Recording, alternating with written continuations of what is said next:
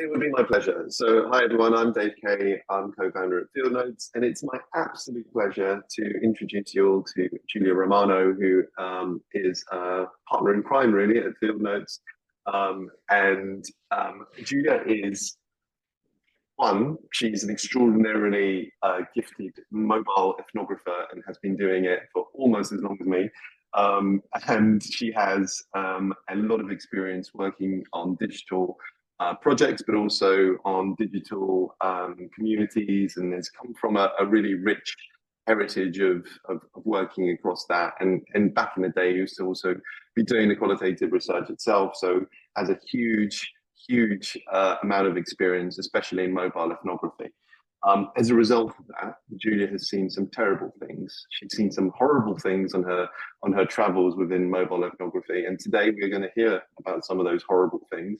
And we're also going to hear about those horrible things don't need to happen anymore because things have changed, and the stories that we can tell now are different. So with that in mind, I would love to introduce you to Giulia, who has presented this same presentation yesterday at IIEX in Amsterdam on stage and was very well received. So I'm sure she will, no pressure, do another great job today, and look forward to discussing and meeting you all on the other side. So Giulia, with no further faff, I'm going to pass over to you and enjoy. Thank you, David. It was quite an introduction, so thank you. So welcome everyone. Thank you for joining today. So the session today has an official title and an unofficial title. The official title is 3 reasons why you should no longer be afraid of video content. And the unofficial title is it doesn't need to be a remake of the Blair Witch Project. So Dave's mentioned that over the course of the next 50 minutes or so, I'm going to tell you my personal horror story. It was pretty hard to pick one only. So this is a horror story based on a real project I completed a few years ago. And it's a 3-chapter horror story. And for each chapter, we're going to see why such horror stories no longer need to happen in 2024, as well as some key watch outs and recommendations. So things are about to get spooky. Chapter 1, the beginning. It was London. It was probably 2017, something like that. It was probably a very gloomy day in London, classic, when we won this project around understanding behaviors or cooking behaviors around the usage of stock cubes, not very sexy. And there was the need to really capture those behaviors in the most authentic way in 4 different markets. So we have UK, Turkey, Saudi Arabia, and China. And there were some concerns from the research team that the participants didn't have access to the right tech, they were not tech savvy enough, they didn't have strong connectivity. So it was decided against a mobile-based approach, and that's how we ended up sending 50 GoPros to market. I'm gonna just repeat the horror in this beginning. We sent 50 GoPros to market. So 50 GoPros, 10 probably didn't even make it through customs. I suggest that you never try to smuggle recording devices into China. It's not gonna end well. 5 didn't come back. And the remaining came back with various degrees of delay. So it was really not a great start for our project. Luckily, in 2024, mobile-based research is as accessible as ever. So you can really get the participants to complete such a study using their phones. And this really allows you to reach pretty much any audience more easily, more quickly, more efficiently. And free data that shows the reason why this is possible with no drama today. Global smartphone penetration is now 70%. Of course, there are always local nuances and market-specific nuances that you should consider. For example, in North America and Europe, we're around 86 and 82%. In sub-Saharan areas were around 55%. But it's safe to say that a smartphone-based approach now allows you to reach most of the global population. And people tend to access the internet using their phones and via mobile. 59% of the web traffic worldwide is mobile. It was around 50-50 in 2020. And then after the pandemic, it went up to 59, and it keeps growing. And if you're asking people now to record a video on their phones and to share it with you or to upload it somewhere, you're no longer asking them to do something weird. Recording videos, taking pictures and sharing them online has become a very natural behavior thanks to social media, for example. And as an example, every single day on TikTok, 34 million videos are shared. So you can run these studies via mobile, so you can reach people on their most personal device where they spend loads of time on. But just because you can reach your participants, it doesn't mean you own them. Basically, you don't want to become your participants' horror story. And it's really important that you build an approach that's based around empathy. Basically, what you want to do, you really want to make the participants' experience great again. And there are some key things that you need to keep in mind when building an approach. First of all, you want to give your participants guidance, and that starts from the very, very beginning of your relationship with your participants. So from recruitment stage, you just want to make sure that they know exactly what they are going to do, what platform they will be using, how things will work, how long they will need to spend on the tasks. And you want to provide them any touch point with clear instructions so they are comfortable with the process. And you want to build a relationship with them. A mobile-based approach is still a two-way conversation. You don't want the participants to think that the content they upload ends up in the vacuum of the internet.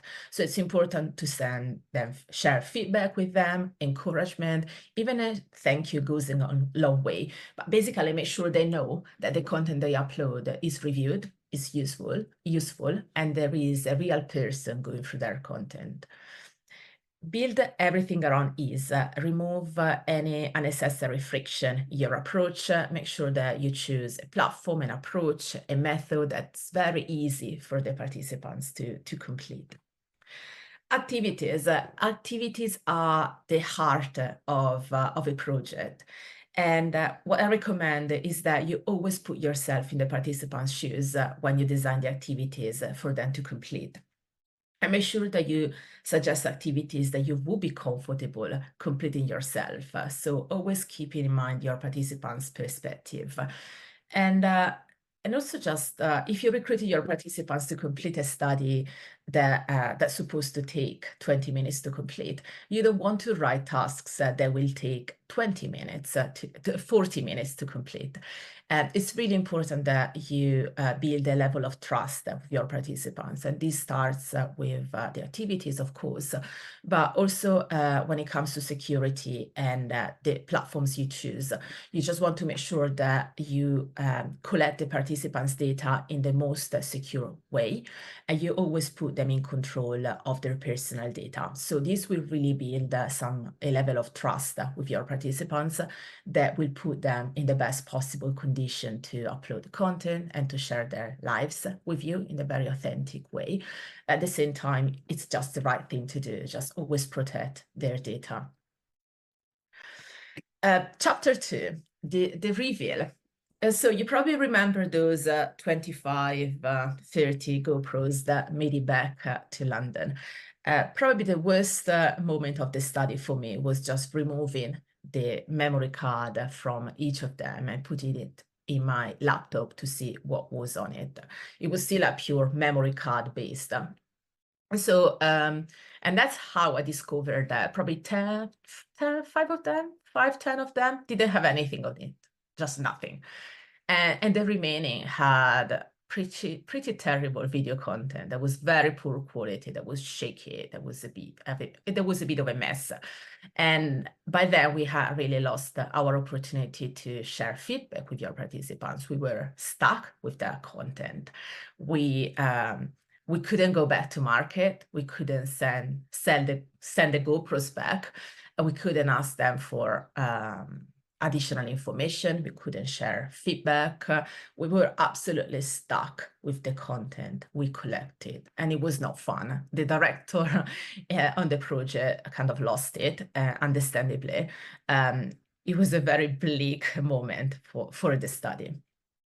I think that today there are so many purpose-built platforms out there that can really be the hero you need. They make the process easier and more efficient. How do they do that? They allow the participants to capture and upload via mobile, so they will be able to access the tasks very quickly. They will be able to upload on the go. It's a very easy way for the participants to complete the tasks and to give you access to their lives. As I mentioned, they upload on the go, and as a researcher, you will be able to see the content as it comes through, so you will no longer have those nasty surprises, just checking the memory cards at the end of the project. And having a purpose-built platform really allows you to have a two-way conversation with your participants. As we said in the previous chapter, it's really important to build trust and to really boost engagement. So they usually have a messaging tool that really allow you to connect with your participants. You can share feedback, you can encouragement.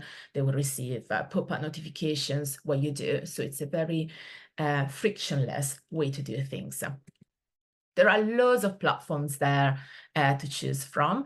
These are taken from Insight Platforms. And so you can see loads of options. It's a very crowded market. And we put the key ones on this map just to show that each platform has its own expertise. They have a different focus on self-ethnography. Sometimes some of them are really great at giving you scale, so they kind of mix quant and qual. Others are very focused on giving you loads of richness and depth, allowing you to follow individual journeys in a very, very rich and detailed way. Some, as you can see on the right, are more focused on self-ethnography and very specialized. Others have a multi-approach, so they do a bit of everything. So there are many options to choose from, but just because there are many options out there, it doesn't mean they're always all right for your specific project. Basically, don't pick a random one and just make an informed decision when you commission a project. How do you make an informed decision? Just grill your tech partner, and don't be afraid to ask loads of questions. One of the key questions to ask is simply what your approach to self-ethnography is, and just make sure they have one, first of all, and make sure it's aligned with yours. It's worth asking questions about the tech they have, the servers they have. If you're running a project internationally, this is very important. You want to understand where their servers are. If you're running a project in emerging markets or area where connectivity might be patchy, ask your tech partner how they make it happen, what technology they have in place to make this happen. And lastly, try before you buy it. We say that participant experience is so important. So I always suggest that you ask your tech partner to try their tech from a participant's point of view, just to make sure it's easy for the participants to use. It's not too complicated, their data is secure, and it's also engaging and fun for your participants. So it needs to be an inspiring place for the participants to use to give you access to their lives. Video quality can be very important. Sometimes you just want to collect content that gives you insights, but it's also authentic, but it's also good quality. Basically, content you're not embarrassed to share with your stakeholders or in a presentation. This is important for pretty much every project, but this is particularly important if your deliverable requires a film or very polished video output. So when you grill your tech partner, make sure that they, let me go back. When you grill your tech partner, make sure they don't compress the videos the participants upload, and ask them if they have additional settings that really allow you to get great video content from your participants. It could be a landscape functionality setting, for example, that forces the participants to record in landscape. So when you collect all of the videos, they're all in landscape and they look so much nicer when you stitch them together. Or you might want to ask them if they have on-screen prompts for the participants to view when they're recording. It's a nice way for them to have more structure and to follow sort of a script with some key talking points for them to cover, still keeping the videos very authentic and natural. So it's important to have the right tech, but it's always important to share feedback with your participants and just help them understand what kind of quality you're after. So these are some examples of videos we collected over the years. We have participants' permission to share them, but this is what can happen if you leave the participants on their own and you don't share feedback or remote direction. You can have all sorts of problems from framing issues to portrait mode, as I said, to maybe having the light behind there or bad lighting, like low light videos, background noise, shaky videos, all sorts. So you can rely on tech a lot to really help you get great video content, but always remember that human component of sharing feedback, encouragement with your participants so they know exactly what kind of quality you're after and what they need to do to really record and upload great video content. Final chapter of this horror story, the final hurdle. So eventually we put all of the content on our laptops and then on our servers, which is probably not a very secure way to do things because you move personal information around. And someone had to review all that content. And as a reminder, we have 4 markets involved. So it was in local language, and we probably collected 20 hours of video content. So we had to ask someone to kind of sit in front of their computer for 20 hours to watch that content and try to make sense out of it, which was a very long and expensive task. We had to involve our partners to help us with the translations, which was expensive and also took loads of time. So you can imagine how tricky it was to manage such a huge volume of content in one go. Luckily, AI now makes video analysis a walk in the park. It was probably a walk in a gloomy, dark forest back in the days. And now really AI unlocks so many opportunities to analyze the video content so more quickly and more efficiently and a fraction of the cost. So there are loads of AI tools out there, especially when it comes to Qual, that do pretty much anything. These are the key functionalities that you find in pretty much all self-ethnography platforms. So you will have AI transcriptions and translations, which means that you no longer need to watch all of the videos from start to finish unless you want to. You can really save loads of money in translation costs. All these self-ethnography platforms now also have AI analysis capabilities. So you can ask the AI to analyze all of the video content for you and to return themes or quotes for your consideration. And they also have a find evidence tool that you can use if you already have some hypotheses or insights in mind, or if you're already writing your final deck, you already have a story you want to bring to life. This is a tool that's very useful that helps you retrieve very quickly key supporting clips and quotes for your story. Just a quick note on AI. AI can really give you superpowers, but just make sure you don't create a monster and you don't become the monster. We know that AI brings some potential traps like biases, hallucinations. So my advice is always to use AI with purpose and not to fall into those traps. So to wrap up, 3 reasons why you should no longer be afraid of video content. Reason 1, you can now use a mobile-based approach to easily connect with most audiences, but always do it with empathy.